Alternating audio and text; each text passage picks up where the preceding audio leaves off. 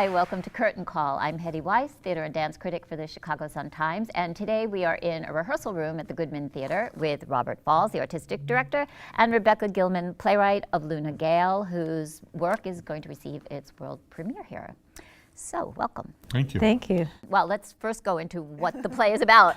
It's about a social worker named Caroline who is called in because parents have brought their baby to the emergency room of a hospital, these teenage parents, and they're meth addicts, and the baby's sick and is really dehydrated, so she has to decide where to place the baby. She thinks she should place the baby with the baby's maternal grandmother, but then she realizes that that might not be the best option either. So one of the incidents that started it was I was hiking in Oregon with my husband, and I sprained my ankle, and I had to go to the emergency room in Eugene for a X-ray, and we were in this tiny little room that they put us in, and there were these two teenagers, and the guy was passed out, and the young woman was clearly hopped up, and there was candy everywhere, and I felt like they were definitely meth addicts. And she was talking on the phone to, I think it was her drug dealer first, and then she hung up with that, and the phone rang again, and that call was from someone who was taking care of their children. I realized I wasn't actively eavesdropping, but it was impossible not to hear. But she suddenly, her whole tone changed, her whole demeanor changed, and she gave very clear and careful instructions about when the baby should go to bed and where the formula was and what how much of a bottle the baby should get and everything. And I thought, well, is this a good mother? Could she possibly be a good mother? Mm-hmm. And so that's sort of where the idea for the play came in.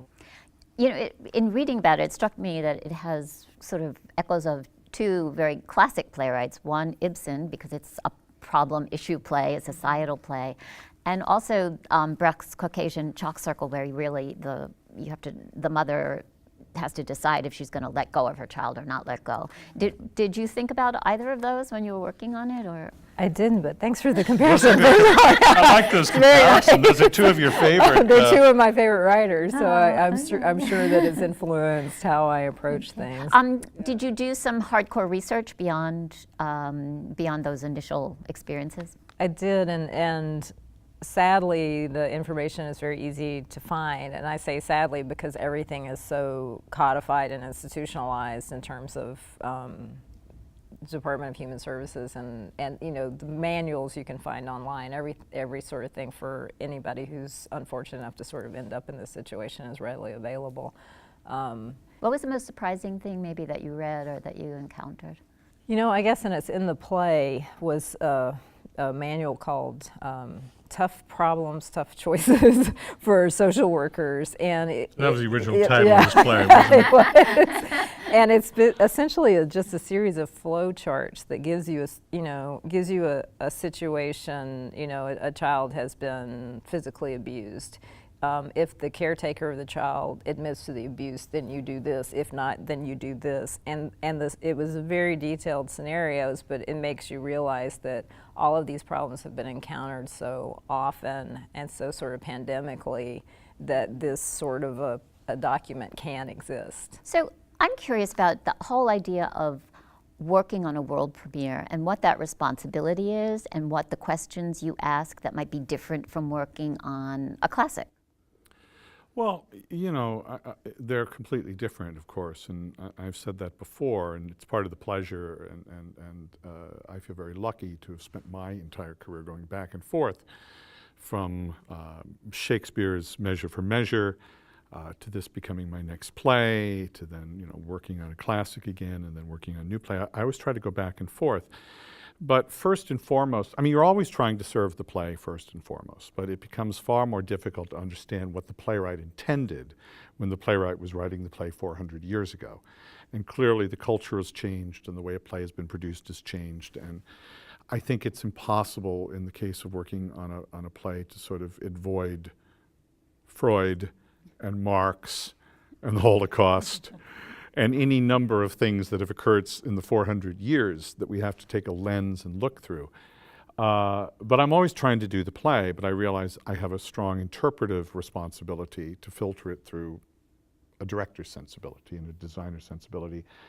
And here, as always, my concern is to serve the playwright.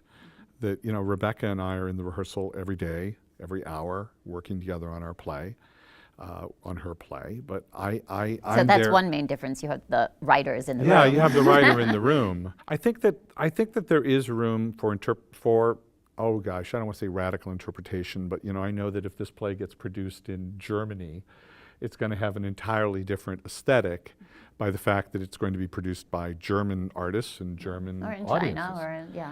But for me, it's about keeping it as clear and as true to what Rebecca has asked for. Now, that's not as easy as it seems.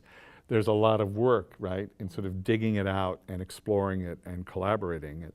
But it's all about serving the playwright and trying to create a template of an initial production. Right. That What were becomes some the of the original things? production. Yeah. What were some of the things you talked about early on, just about how you saw it visually and how you wanted it to unfold? Well, in this particular case with Rebecca's play, it reminds me the most of an earlier play she wrote that I loved called Boy Gets Girl, which was similarly set in a very specific milieu, in that case, the publishing world of New York City. Editors and publishing and interviews and a sort of upper urban professionals on the Upper West Side of New York. Here we're in Cedar Rapids, Iowa. We're in an institutional surround.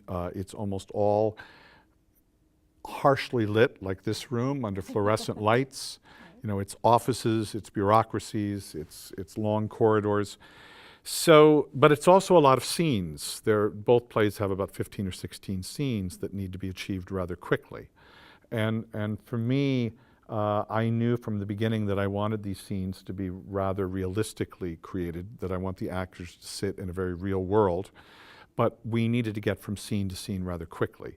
So Todd Rosenthal, our great designer, one of Chicago and America's great designers, has conceived of a turntable where we're constantly moving, and there's even a sense of that repetition, a sort of grinding sense of the lives of these people by the fact that we're turning, which I think is a metaphor that can be easily pulled out of Rebecca's play. I'm curious. You know, this is about a baby, so the child really has no voice in this. Do we see a baby? We don't. We see the carriage. carriage, Yeah, she's okay. 6 months old, but we don't see her. Yeah, she's definitely an offstage presence. Yeah. So, in addition to just the concept for the play, where do you start? Do you start with a scene? Do you have a voice? Do you hear a line? What is it that gets you going? It's sort of all of the above. Generally what happens is I'll have some idea of a character. In this case, I knew I wanted this Caroline character, and then I sometimes hear them start talking, and then I try to transcribe that. And once I saw those kids in that emergency room, I knew what the first scene was. But from there, maybe I know 1 or 2 or 3 scenes, and then I just sort of see where the characters take me. And sometimes they take me on a really circuitous route, and it takes me like 6 or 7 years to finish the play, and sometimes they'll take me straight to the end. Yeah. And just getting the voice, let's say, of somebody who's on meth, and the way they speak and the way their language gets twisted and garbled. Did you have any experience with that? Did you know? You know, I just had encountered in random trips, I had encountered some meth addicts, and then, but those kids in the hospital, I had really listened to them. And then I'd ride the train and the bus a lot in Chicago, and I had encountered another pair of teenagers who were talking. I'd sat behind them, and sometimes I write things down, but sometimes I just listen. And they gave me that whole props to your pops thing. That was from the bus. Yeah. Wait, what is that? It's some It's dialogue. a series of dialogue between the 2 teenage characters. I see. Yeah.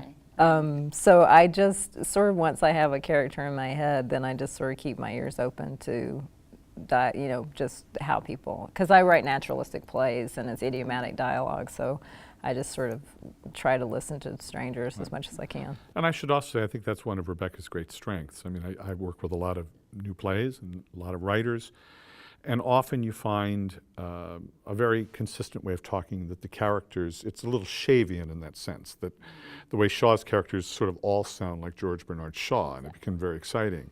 There are many other terrific writers whose voices kind of merge and they all kind of talk alike and there's sort of an energy.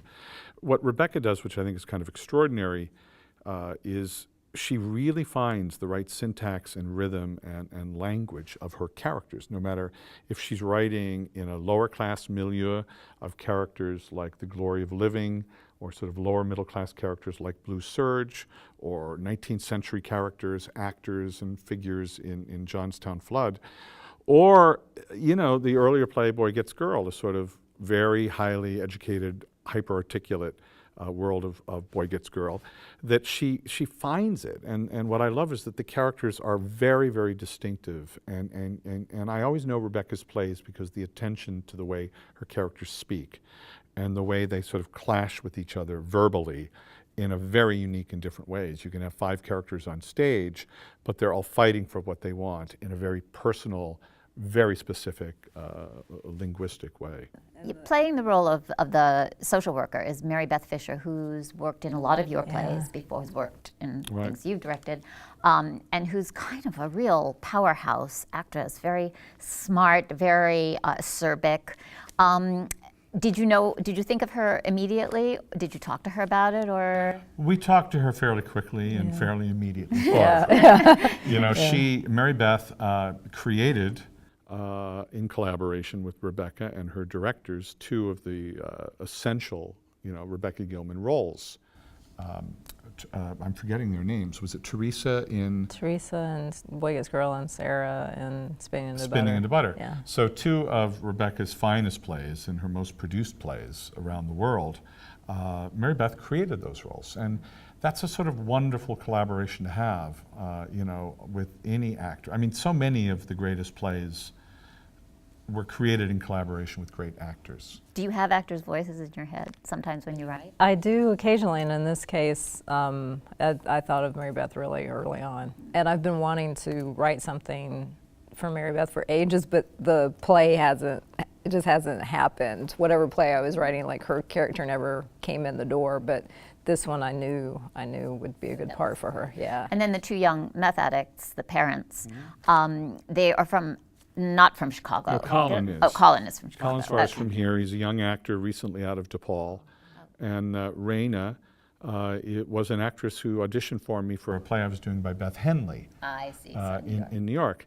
And she came in, and she wasn't right at all for the play by Beth Henley, but I knew instantly she was perfect for the young teenage mother Carly in this production. Right. So, you know, you go out and you look for the best possible actor, whether they're from Chicago, where you always want to start, and every once in a while you find somebody who's just very, very special somewhere other than Chicago. Right. Just one last question, which is the title of the play is The Name of the Child. So that's Luna Gale. What did you have in mind, or is it just fanciful? It's a little fanciful. I knew that her name was Luna. You know, I don't know. I don't know where the names come from for my characters sometimes. I knew that her parents named her Luna because they liked the book Stella Luna, which is not in the play at all. It's just something I know about the bat, which is a really lovely children's book. Right. And Gale just felt right, I guess. What I love about the title, too, is that it's not necessarily the name of anyone. Luna is such a beautiful word. Gale is a beautiful word. They both have a sense of nature to them. You know, between the sun and the air. And so I thought it was an exceptionally beautiful title, and a little bit mysterious.